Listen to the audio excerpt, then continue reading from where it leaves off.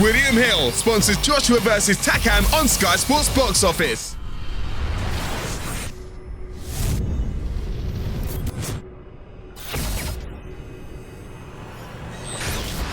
And Anthony, and we just start. So, thanks very much for coming along today, everybody. It's great to see you all. We're announcing our show, 9th of December, Copper Box Arena. The boys are back in town.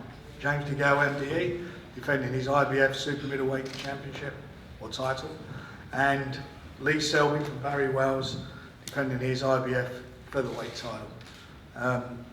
For me, it's a pleasure to be involved with James, working with him, certainly for his homecoming fight. He's been on the road, he's been our British road warrior for quite a while now, and this for him is a homecoming into London, so all the fans can come and see him in person, see the guy who's gone out there, gone over to the other side of the pond successfully, which is quite a hard feat for anyone to do, but gone out there, done what he's had to do, and now he's back here, and we're hoping this is going to be the first of many fights in the UK, big fights. He craves big fights, and I certainly, if I'm going to continue working with him, we're going to deliver those fights for him. So it's a great pleasure, as I say, for James to be on the show on the 9th.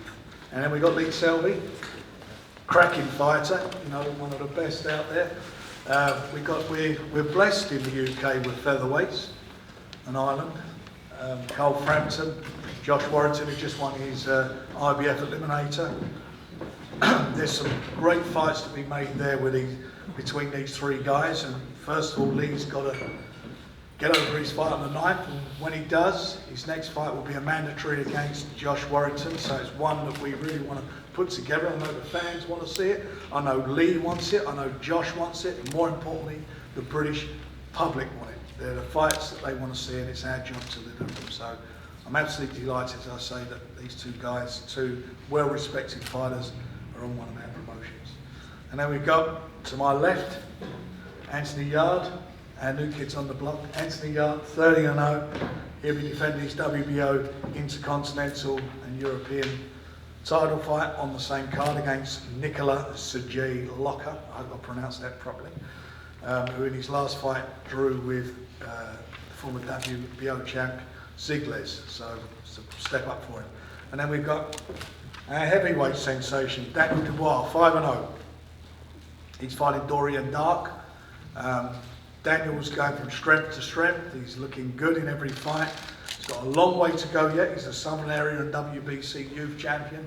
Long way to go yet, but everything he does, I know the public like it, I certainly like it, and I'm sure he's sending some shockwaves higher up for his way forward. But as I say, we've got a fantastic card here, great fights, great fighters, great youngsters coming through, and it's going to be a fantastic night for the boxing fans on the 9th of December at the Copper Box.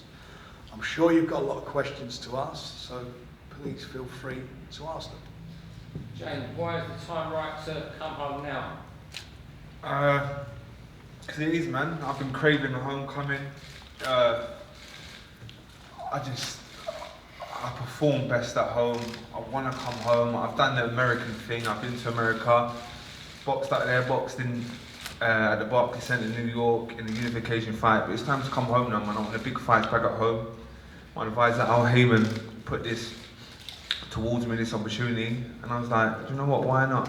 Uncle Frank's back, he's making a comeback, a proper comeback. As he said, he ain't been nowhere, but for me, making a comeback, he's put on a fantastic show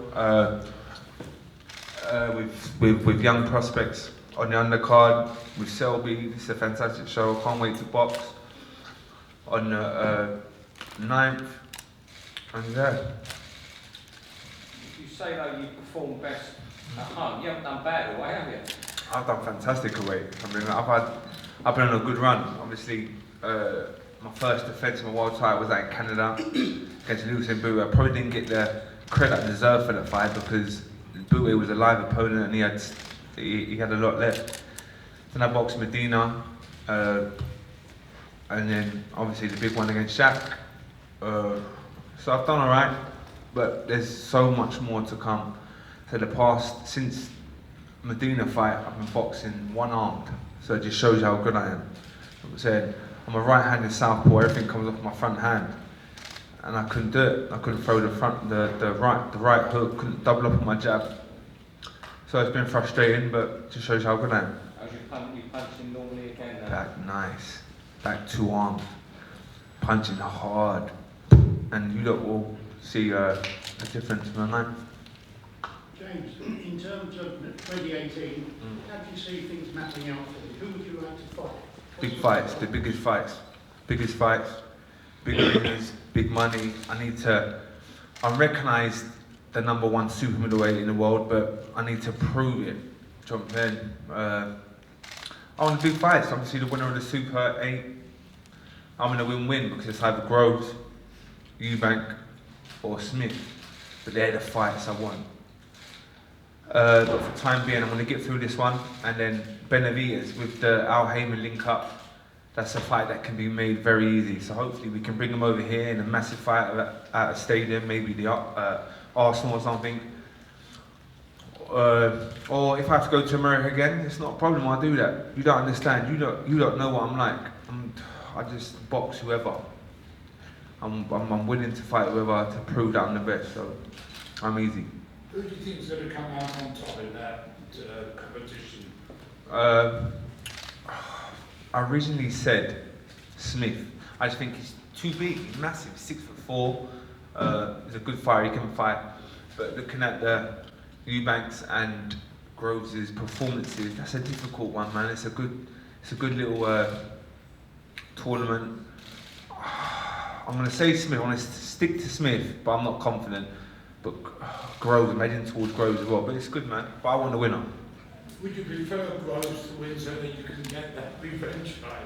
Of course. That's a massive fight. There anyway. It's always there, but that's a massive fight. Obviously, both being world champions as well now, it makes it even bigger. So, but I'm easy. I'm confident beating all of them.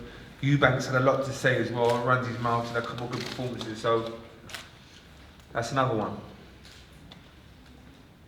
What sort of date would you hope to be up if you could make the Benavidez fight early next year? Early, as soon as. So I'm going to speak to Al. Hopefully Frank will be able to sort it. He can sort it out here. And listen, the big fights, man. I think that's a good fight as well. He's young, up and coming. He's Mexican. He loves the fight. The styles gel. And over here, we could do it big. So I'm hoping, because I think he's boxing that. What's his name? That Romanian geek that's based in Las Vegas. The guy that he just beat. He's having a rematch with him. And once that's done, I think it's in January. So once that's done, maybe April, May time, yeah. April, we've got a date of the, quite a few dates, but in April we've got the O2 booked, and we've got a football stadium in London, penciled in as well for some big fights. So we're doing that anyway. You know, this BT link up, BoxNation BT and ourselves link up, has been fantastic, and now we're seeing the fruits of it. We're seeing, what we can provide, what we can bring to the party to make these fights happen, and big fights happen for these fighters. That's the name of the game. When you two are already talking about Lance and James' next fight, does that mean you've got an agreement beyond this fight? No, I think where we are with this one is I've always been interested in trying to get James in and fight again. I spoke to his dad via myself, my son Francis, and we spoke to Al, and we've done a deal. So now let's get this one done, and then afterwards, James and I were just talking before the fight. He said he just wants big fights. Well, you know what? We want big fights. So we agree on something. Back. We agree on. Uncle Frank's back. I haven't been anywhere. I've been here all the time. It's where have you lot been? It won't be here. So we're back in business, and we've got 2018 is going to be great. But they've got to come through. So the obvious question: who are they fighting? We're waiting for the IBF via Al Heyman. We're waiting for the IBF to confirm the two opponents. We was hoping it would be done. My hands up. There's nothing I can do about that. Wait for Al to come back to me, and I'm quite sure we'll have that sorted out within the next day or so, and then we'll make an announcement. But most important thing is they're here in London, big Christmas show, 9th of December. Frank, this recent recruitment, James Lee, on top of Carl Frampton, do you think that again gives you the country's biggest label? Because there's been a lot made about your role. I don't look. I've got to be honest, I don't sit and think about things like that. I think about, we've got these dates, these guys are the best fighters around, let's get them together. He's the #1 super middleweight. They've got a tournament going called the Super 6? Super 6. It's the Super 6 minus #1, because he's the #1, so that's what that is. So they got, anyone wants to be considered to be the best, they've got to fight James DeGALE. With Lee here, he's a fantastic fighter. Cole Frampton's with us. Josh is with us. Look at those trilogy of fights that we can make, those 3 different permutations of fights we can make with these guys. Who knows what's going to happen? There's a close fight, it's a tough fight, there's rematches to be made. And that's what we want to deliver. The fans want it. We're in it for the fans. And I'm going to say this really out loud. We're not StubHub orientated. We're here for the fans. We're not slinging out pay-per-view fights. You know, we want to do pay-per-view. Of course we do. Some big fights need to be pay-per-view. We are here. We're fan-friendly. Come and see the shows. Fan-friendly. You can see these guys on BT, on BoxNation, or buy a ticket and be there. And we want to be delivering the best to our customers and to the boxing public, because they deserve the best. But now I ask you that, do you think you now have the country's best stable? I think it's not. I don't even look at it as a stable. I'm involved with some of the best fighters around, no doubt about that. But I've been doing that for a while. You know, Billy Joe Saunders is no slouch. Terry Flanagan's no slouch. They're undefeated guys. They've got great pedigrees. Olympians. You know, he's an Olympian. We've brought guys through in a tough way without the help of a big TV company. It's a game changer now. What I know that we've got some great folks. What I do know we've got the best young talent by a mile, not in this country, I think in the world. 2 of them here. Some of the great young fighters coming through with us. And they're, you know, within this time next year, they're going to be sitting this here. These guys will be in their big fights and moving forward. And these guys will be sitting. We've got a great talent coming through. We've got great talent we're promoting, and you can see all of it. You can see the established #1 in the world. You can see one of the best featherweights in the world. Some people may say he's the best featherweight there. We'll find out in due course, provided he comes through on the 9th. But you can see all of those, along with this great talent, on our shows regularly. Look at the shows we've been putting on, the undercards. They're fantastic value for money. All the way through, we've been delivering quality, and that's what we're about. Not in there. And remember, we've done it losing money. You know, as a few people have mentioned. You know, we look at their accounts; they've lost a few quid. Well, we did lose a few quid, and you got other promoters who've made a fortune but won't invest. This guy. Why weren't they fighting on Saturday in Cardiff? That'd been my show. I'd had them on there in a heartbeat. Why weren't they on there? They're here now, and they're here for a reason, because we're behind them, we believe in it, and we're investing, and we're putting our money up.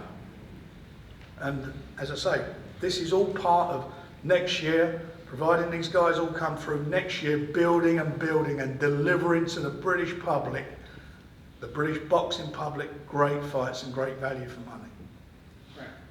Right. So yeah, we got the best stable. Right, following up on that, Andre Ward has vacated the belt, and obviously Andy Yard is in position. Where do you think he's going to be challenging, or maybe fight for one of the vacant belts? Sorry, who? Andre Ward has vacated his belts. Yeah. And he's like, where do you think Andy Yard Look, is challenging? Anthony is a quality fighter. He's, I mean, you know, 12 fights as an amateur. He's had 13 fights as a pro. I mean, compared with, how many fights you had? And how many amateurs you had? I had over 100. You look at that, and then look at what he's had and what he's achieved. It's been quite significant. Having said that, he's got a way to go. He's not going to be an Andre Ward. He's not going to be world champion in his next fight. I think sometime next year, towards the end of the year, he's going to be in a position where we're going to have him up there and thereabouts, and he'll be challenging for that. Look, fight for a British title tomorrow. I don't know what Frank Buglioni was doing fighting whoever he was fighting last week. Should be coming to fight him. Did you see that poll? They did a poll on one of the forums, and it was 85% of the people wanted to see Frank Buglioni and him, not Jose Burton or all the losers, the winners fighting each other. But You know, he's ready to do that, not a problem. Well, but this guy over here, I mean, he's a monster. He frightens me when I watch him. I watch him and I can't believe, in my time in boxing, and I've been around, well, I remember Noah. I've been around that long, and I remember seeing, when I see him and I watch him, he is without a doubt, in my opinion, the best young heavyweight I've seen at this stage of his career, bar none. For what he's had and what he's done. And he can be anything. If he keeps doing what he's doing, he's going to take the world by storm. And I'm putting a lot on his shoulders. But you know what? He's capable. He's in that ring. It's like he's in his front room. He's in there. He's relaxed. He goes out and does what he does. He's a fantastic, fantastic talent. And for me, I'm excited. You know, my mate Uncle Frank, well, it's old Grandad Frank. You know, but I'm there and I watch it and I see it and I get excited by this. This is exciting times. You know, and I'm thinking next year, wow, what is it going to be? It's just a pleasure to be involved and a pleasure to be doing this, because I love it and I love being involved with these guys and seeing them and bringing them to the British public. It's just great. It's a great time for British boxing. Lee, James said there's a lot more to come from him. How much more is there to come from you, particularly next year when you can fight Josh Warrington and Carl Frampton? I think there's a lot more to come from me. I'm not the finished article yet. I'm always in the gym, always learning. All my fights have been like progressive fights, learning fights. I'm not the finished article. You know, next year could be a big year. But my main focus is on December 9th. Hopefully I come through that okay. And then my mandatory challenger is Josh Warrington. I can clear up his obsession with me, finally. And then maybe move on to a big fight at the end of the year with Carl Frampton. Where did the needle between yourself and Josh come from? You better ask him. I don't know what it is, but he's obsessed with me. Like for the last 3 years, he's been mentioning my name. Even during his last fight, in between rounds, I hear this father saying, "At least I'll be this, at least I'll be that." I don't know what it is. I got nothing against the boy, but now he's mandatory challenger, and early next year I'll take care of business. He wanted Josh. You know, Josh is with me, obviously, and Josh is my man. And I'm not being disrespectfully.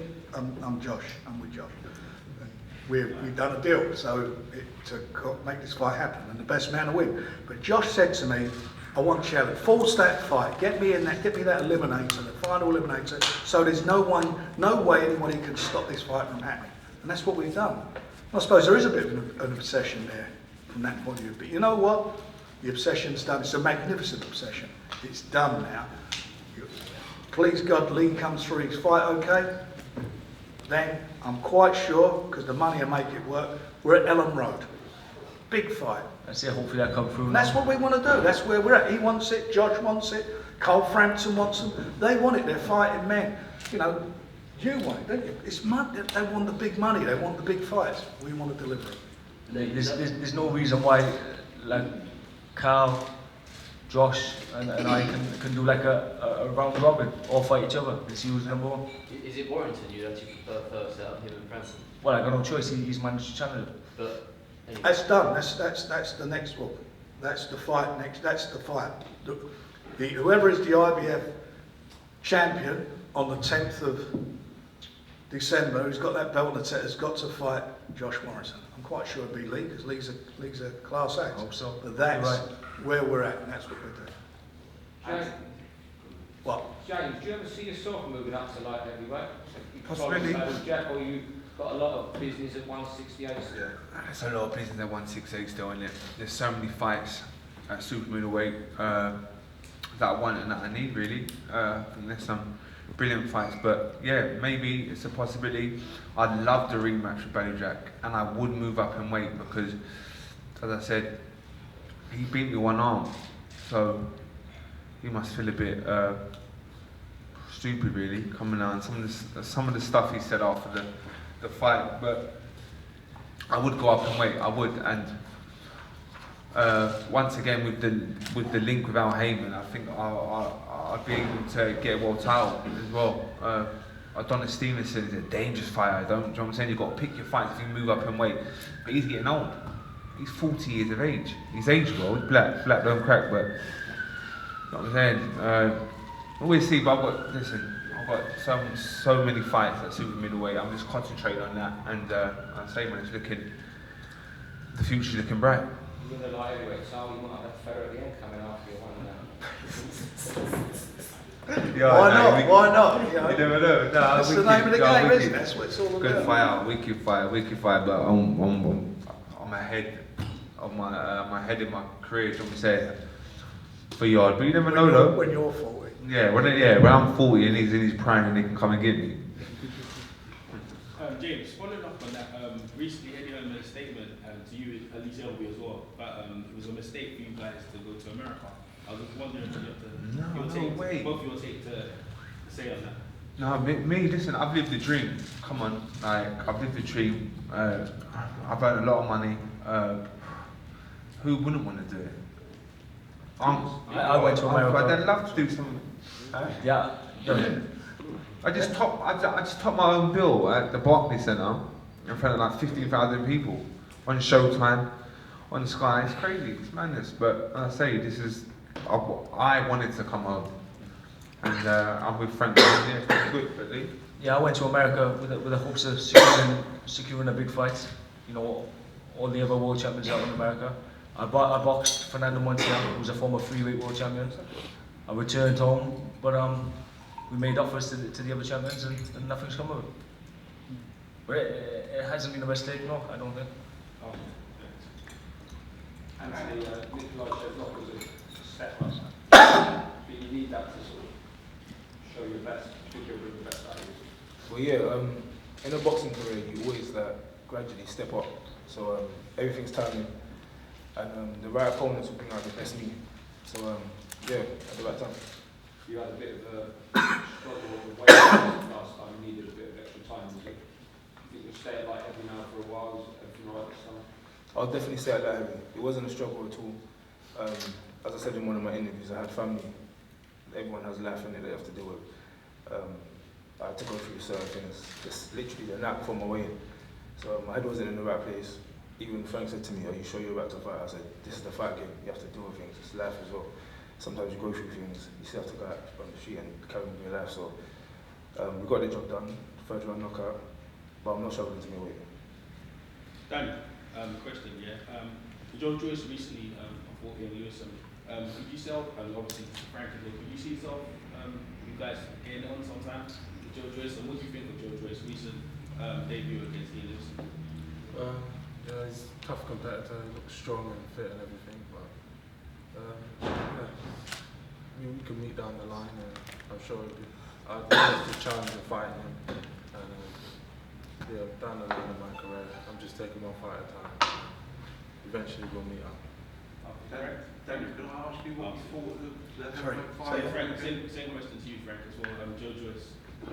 Yeah, it's a fight to be made down the line. There's no doubt about that. You know, Joe's he's had a stellar career as an amateur, and he's just now turned pro. I'm sure their paths are going to cross. They sparred with each other quite a bit over the years, so I don't think you're too worried about taking that fight, are you? So there you go. So and when he was sparring, how old was he then? He was 18. What's he going to be like when he's got his man strength? When he's a man, my God, it frightens me. I wouldn't want to fight him. Daniel, can I ask you what you thought of the Joshua performance of the weekend? I didn't watch the fight. I watched a couple of the highlights. It was like a tough, grueling fight for both of them. Yeah, Joshua was going to win, regardless of the stoppage prematurely or not. But it was a tough fight. And, the best man won. So. Frank, did you get any on the board about changing the age limit of the British Light? I don't think that's going to be an issue. That's not an issue now. The issue is getting Frank Puglioni to fight him. That was trying to make that fight. But regarding where we're going with Daniel, is obviously Sam Sexton's a champion now. I think he's having a fight on one of our shows. I think we're working on that at the moment, and no doubt sometime next year he'll fight for the title. And they're willing to sort of change that order for the... Yeah, I think so. well, he's Southern Area champion. Why shouldn't he?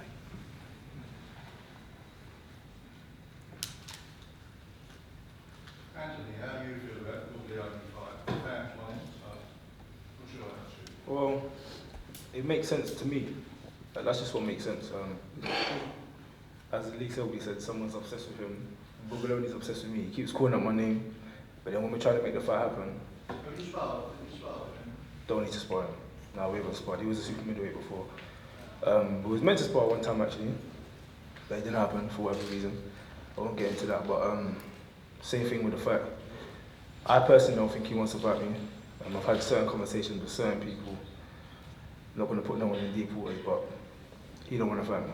It's a fact. He fought Craig Richards, yeah, who I know well. He's had one fight before that at light heavyweight.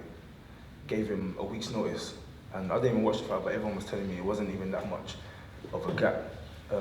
Not only that as well, Craig fought a week before, so you know what happens to your body when you have a fight. Well, fighters know, adrenaline and all that, feeling tired the next day, not sleeping because you're excited and all them kind of things. Craig took the fight on, 6 days notice, and went 12 rounds with him. And there was times when it was up and down. That's what people were telling me. I didn't even watch the fight, but Boogaloo don't want to fight me. Trust me. Are there any more questions? Yeah, just one thing. This could be another midnight matinee with Big Ondo and Lomachenko on the same night. Who's going to win? Sorry. Lomachenko. Oh, no, so I thought you asked me. No, I said it's going to be another midnight matinee at Cobblebox. That? No, it's not. It won't be. The Copper Box show will be finished by 11:30. Okay. That's done. But the Lomachenko fight, as you know, will be on BoxNation. Well, you tried out the last one. Was Yeah, it? yeah. This is well, there was a for obvious reason. But no, this will be this one. That won't be happening. So don't worry, boys. You'll be able to go and get your cocoa, get to bed, and might even get match of the day if you like. Yeah. In the morning last time. Thank you very much. James, got a question. James, so you've got other champions out there, Benavides and Mirrors. Where do you see yourself getting in fights? As soon as, as I said before with the link with Al Heyman, I can get the Benavides fight next year, early part of next year. Ramirez, I'd like that, as I say, man, any of the champions I want to fight. I want to test myself, so, yeah. Are we done? Thanks very much for joining us, and appreciate it. And as I say,